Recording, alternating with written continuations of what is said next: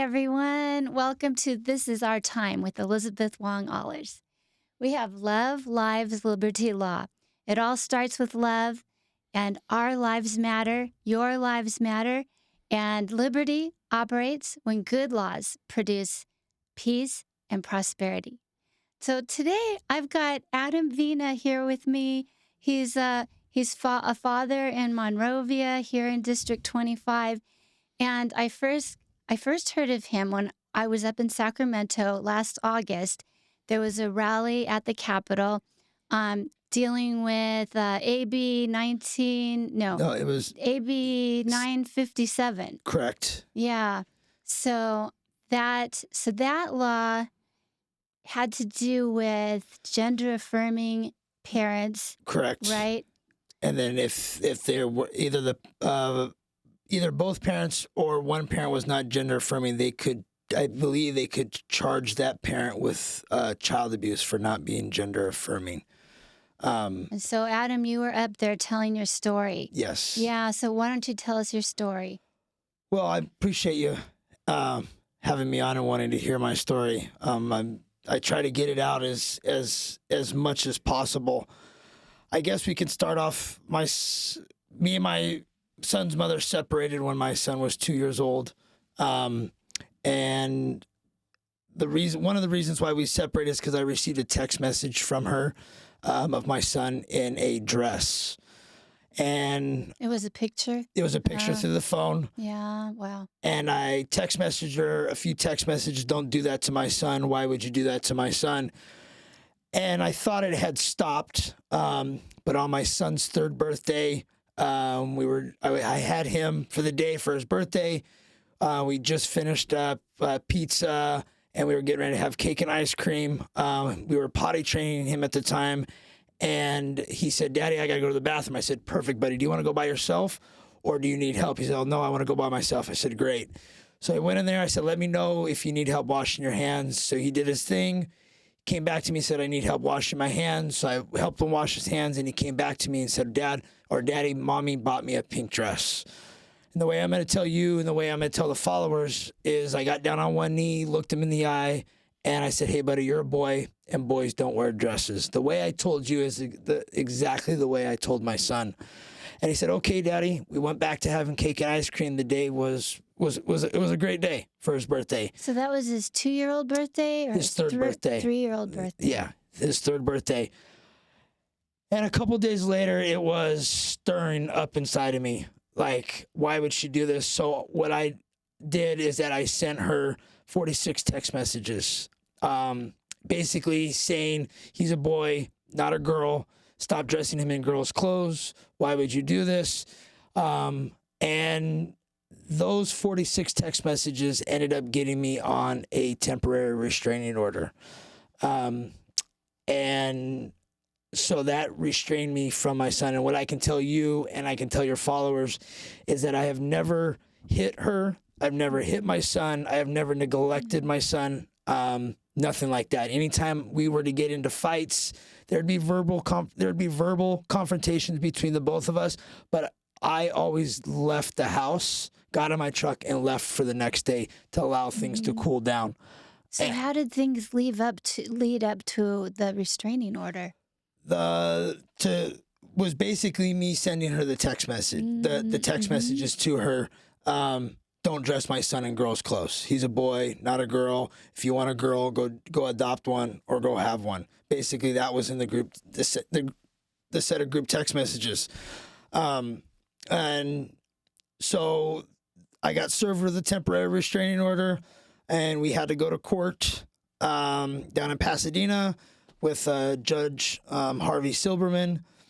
And that's when Judge Harvey Silverman ordered a gender assessment to be done on my son. Again, I strongly spoke out against this.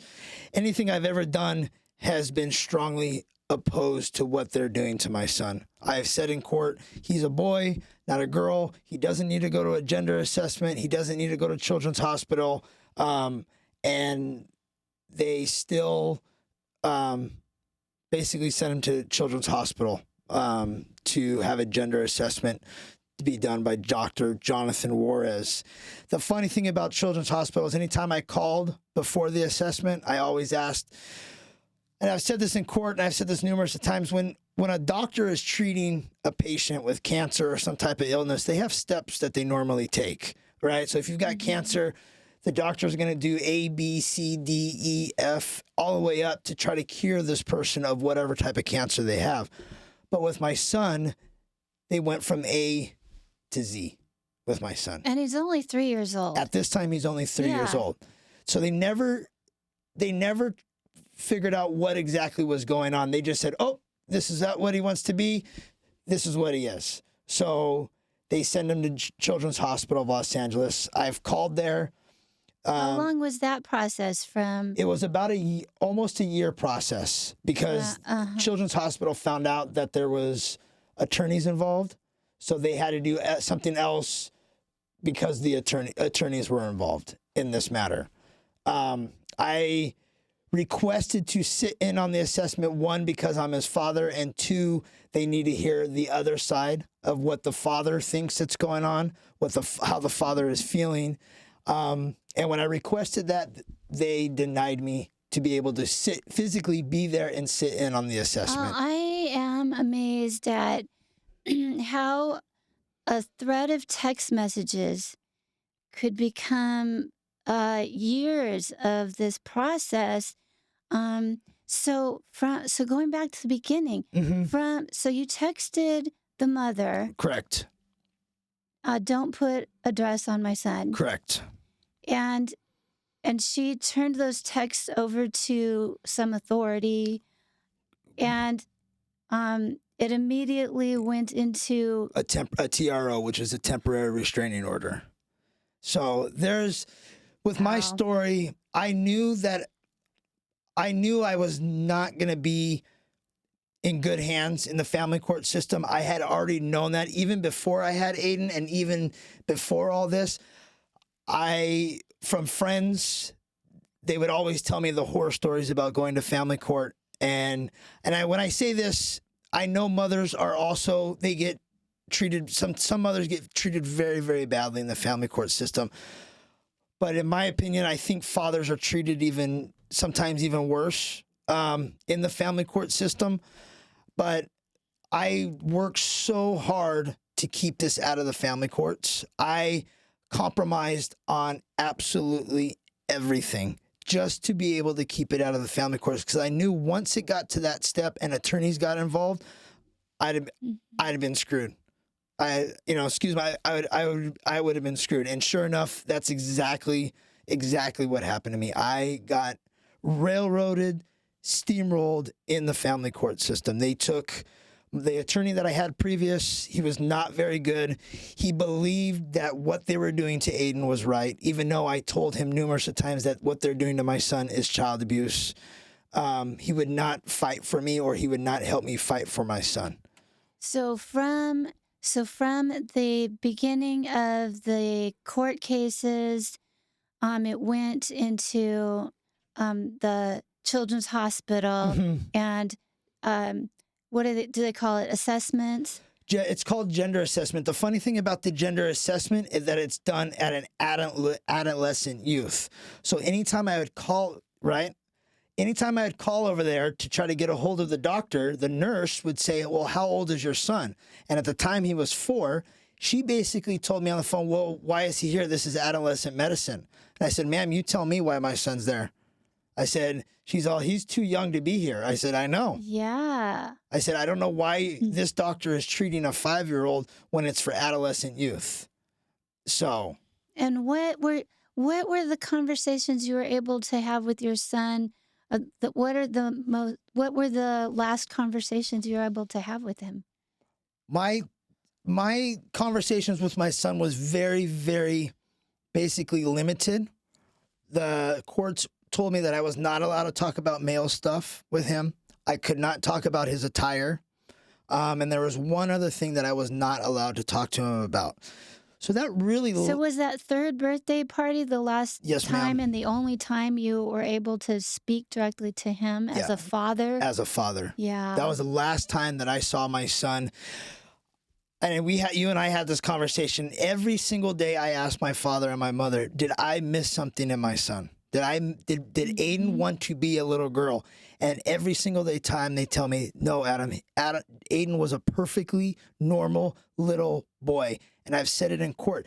I said it to the judge. I said, Your Honor, there is no way that this little boy can go from being a normal little boy and then you remove the father and now he wants to be a girl.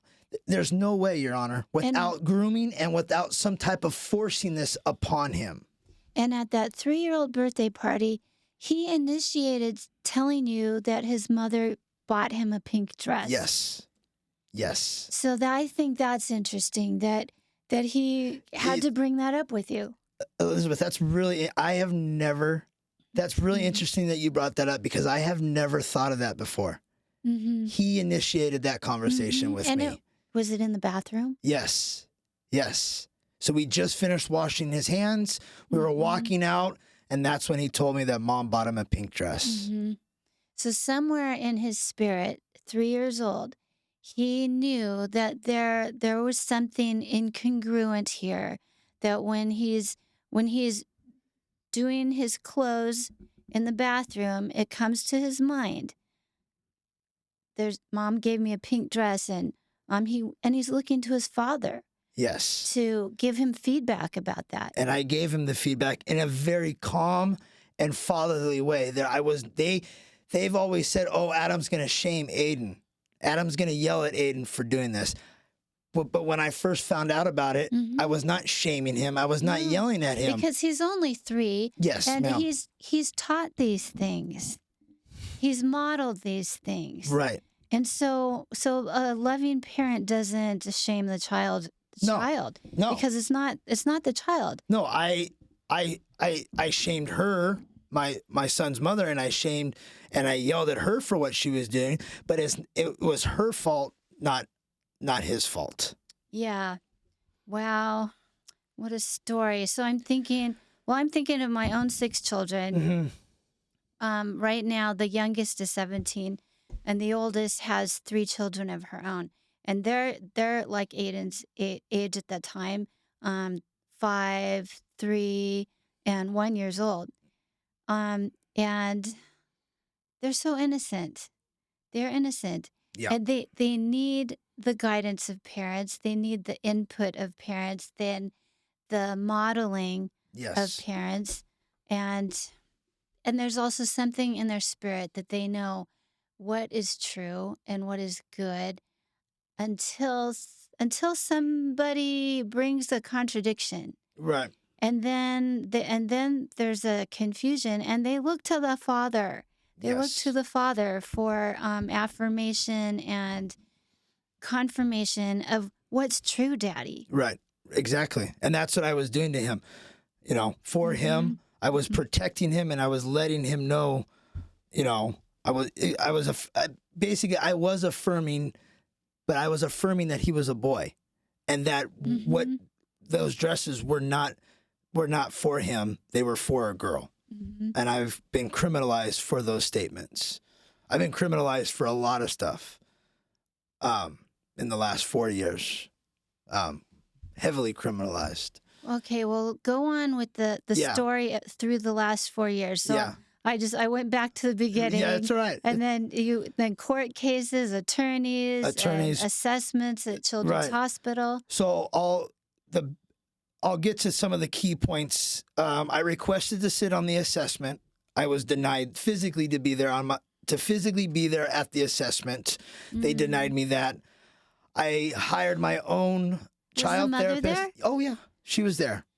But the funny thing about that is that Aiden spoke for, I believe it was for 5 minutes at this gender clinic, and she spoke the rest of the time. So this gender clinic, is that in the Children's Hospital? It is. It is.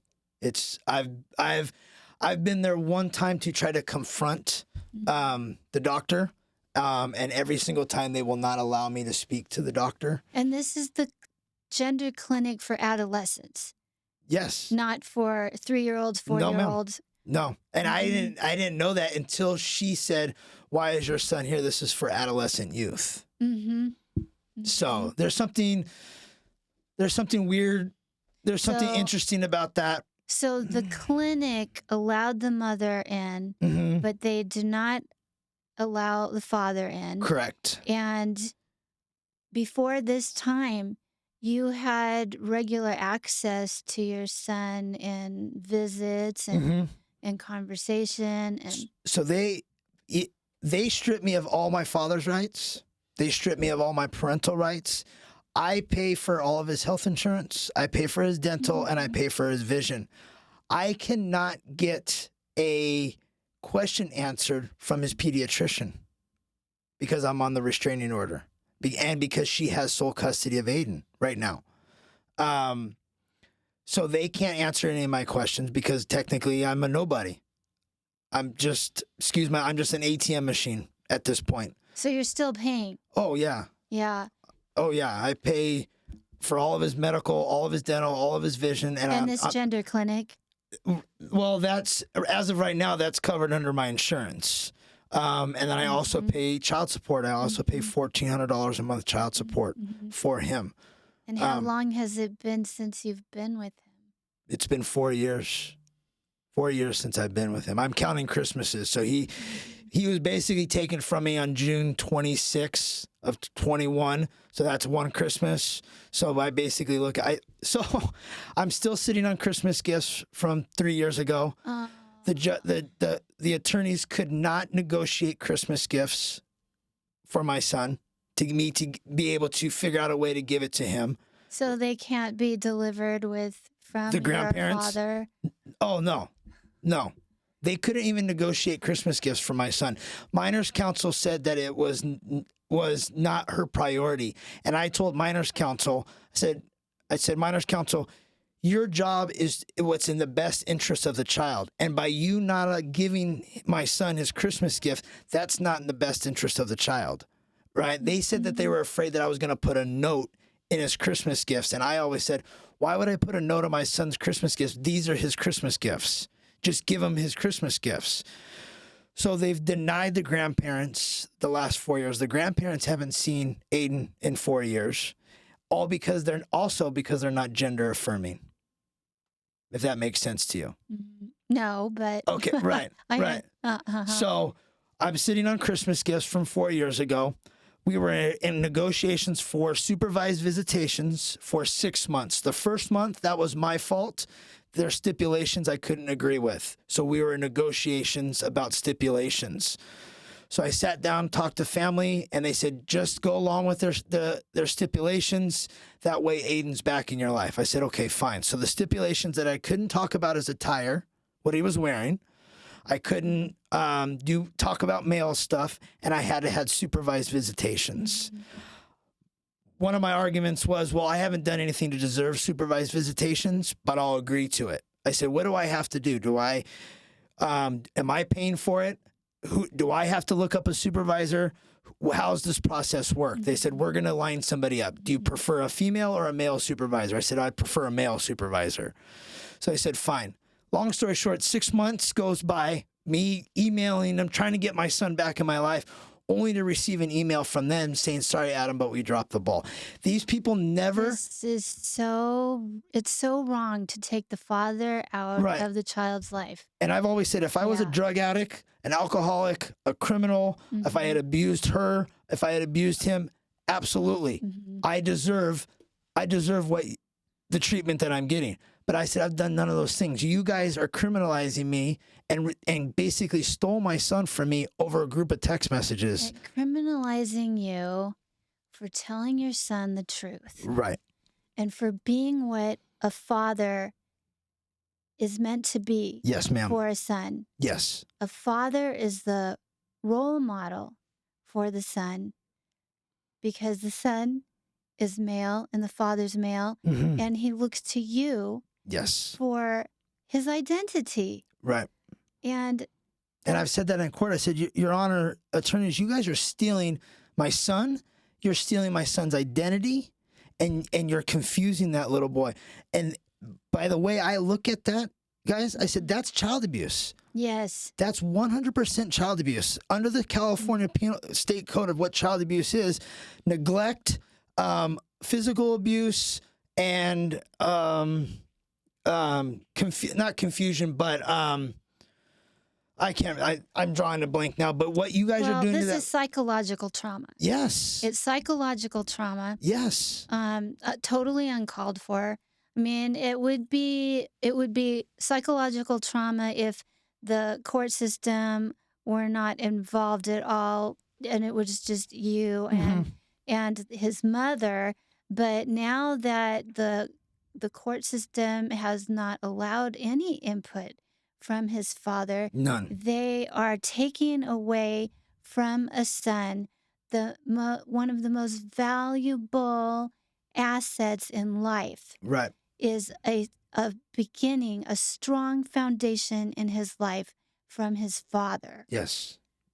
They've taken that. They've completely taken all of that away from me. They took his grandpa. They took his grandma away from him. Hmm. Um, Now, how have you heard how common this is in other fathers that um, have their children taken away with such a small incident?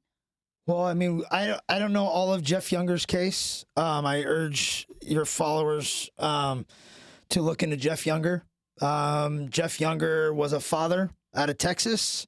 The mother was, I believe, trying to transition one of the boys. Basically kidnapped his boys to California right when SB 107 passed. If your followers are not familiar with SB 107 is, SB 107 is a bill that made California transgender Right. sanctuary state. Sanctuary state Yes. for children that are seeking transgender hormone treatment, Yes. surgeries, but they're in a red state and that Correct. won't It legally could be allow any. it. Yeah, it could be any state. So then whether California says, come here, and it's our taxpayers will pay for it. right. And we will not send the child back home to the other parent, right? Yes. Yes. So Jeff Younger is in the middle of a very, very, very heated court battle. The next court hearing, I believe, is going to determine whether or not the state of California is going to be able to remove his son's male parts from him. Yeah, this is such injustice. It makes me angry that the state of California is really the villain of destroying these families and taking away a child's loving father like Yeah. you, Adam. Thank you. So this is one of the reasons why I'm running for state senate, because Right. this problem's coming from our state capitol legislators Yeah. and mothers and fathers. We need to start representing ourselves before our families are all destroyed. Yeah. I mean, California is doing a bang up job separating separating and killing the family. I mean, we've got bills coming out left and right out of this state that are harming children and harming parents. Yeah, so the one that's been going around the circles to notify our legislatures about it right now is AB 1955. Correct. Which has a component in there of secrets kept from parents Yes. by the schools. Yes. So parental notification on children's gender, Mental status, pronouns, you name it. I don't identity, know everything that's in the bill, but I know the major one that we are trying to fight is the keeping secret. The whole bill is not good, but the major thing is the keeping the secrets from parents. Whether I've said it so many times that I don't care if my son stubs his toe in school. I want to be notified about it. Right. I want to be notified about it. Right. Yes. That's been the way from the beginning. Yes. Is that God entrusts these precious children to mom and dad, and mom and dad. Nowadays, we give our children to the school for several hours a day. Correct. And we're entrusting those children to the school system, Right. but they are accountable to us, the parents. Not only are we paying their salaries Right. in taxes, Right. but it's a service to the families. It's not that those children belong to the government. No. Your job No. is to teach them the basics, Mhm. not anything else. That's my job. Everything else is my job. Your job is the basics: reading, writing, math, arithmetic, that kind of stuff. But everything else that they're trying to push, that's my job if I want to inform my kids about other stuff. But they need to stick with the basics. Right. And there's some instances of parental abuse and Yes. teacher reporting, but it's getting to the point where teachers are not even allowed to report truth and it should be reported to the parents. Correct. Parents need to know. So there's this teacher, Jessica Tapia. Jessica Tapia. Yeah, Jessica Tapia. She just won a lawsuit Correct. against the school district Correct. because the school district fired her for telling parents the truth Yes. about their child's gender, something about the gender. Yes. And so she told the parents the truth. She was fired, and the courts awarded her over $360,000 because she was wrongfully fired. Yeah. Yeah. Yeah, so it's now becoming a point of parental abuse by the system. Mm-hmm. And we parents do need to push back on this. And so, Yeah. Adam, I'm so glad that we're able to help get your story out. Thank you. Because, if people hear about this, like, what? For real? Yeah. No. And I'm not even, there are so many other people out there that are more well-spoken about this topic than I am. I'm just going off of what I hear, from them and everything like that. I mean, if people really want to get involved and informed, you've got Erin Friday, who spends 99% of her time at the state capitol here in California. She's dealt with the whole transgender stuff with her own daughter. You've got Denise and Tara from the Freedom Angels. If you really want to deep dive into what these bills are doing to parents and kids, I urge you to go to the Freedom Angels on Instagram to really learn what is happening here in the state of California. There's a lot going on here, but they're really, really after our kids and parents. And you were telling me that until this happened to you and your son, you weren't really interested in bills and legislation and what was yeah. So what can you advise to families and parents right now? The biggest thing that I can tell few things I can tell parents is hold your kids extra, especially when they leave the house. When I was younger, I never heard "I love you" from my dad until I was in 35. But I knew something was going to happen with me and my son. So I made sure I told my son that I love him every single minute I had him. The other thing I tell people is it's time that we bring back the dinner table. That's a great idea. When I was a kid, I used to hate it because I'd rather be outside playing, with my friends. But now that I'm older, I look back on those 5 o'clock dinner times with my family, and what a special time that was. I would tell them to not physically throw the phones away, turn the phones off, sit at the dinner table for 45 minutes to an hour. You will learn so much from your kids. Your kids will learn so much about you. That's where you can tell them about family traditions. That's where you can tell them about the old times, and you can really find out what's going on in your kids' lives if you guys sit back down at the dinner table, whether it's with In-N-Out or you guys home cook or something, but sit down at that dinner table. It's relationship. Yes. Relationship. So that when your son was only 3, he knew he could tell Dad, yes, Mom gave me a pink dress. Right. And so because you had relationship. Yeah. Yeah, so that is a key. Yes. And so I know that you're motivated to be in this fight now because you haven't had that relationship for 4 years now? No, I haven't built any memories with that little boy in 4 years. No fishing, no baseball games, absolutely nothing with him. So, and who knows what the attorneys and his mom says about me on the backside. So, even if I do get my son back, he's not going to be the little boy that he once was.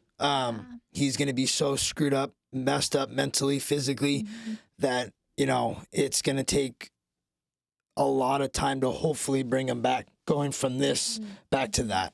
Yeah, these developmental years are so crucial as a Yes. foundation in their life when their brain neurological connections are forming in those years, Yes. and they look into father's eyes, and they look for that confirmation of love and security and truth. Yes. And it just breaks my heart, Adam, that your son didn't have that for these last 4 years. He'll never have it. Yeah.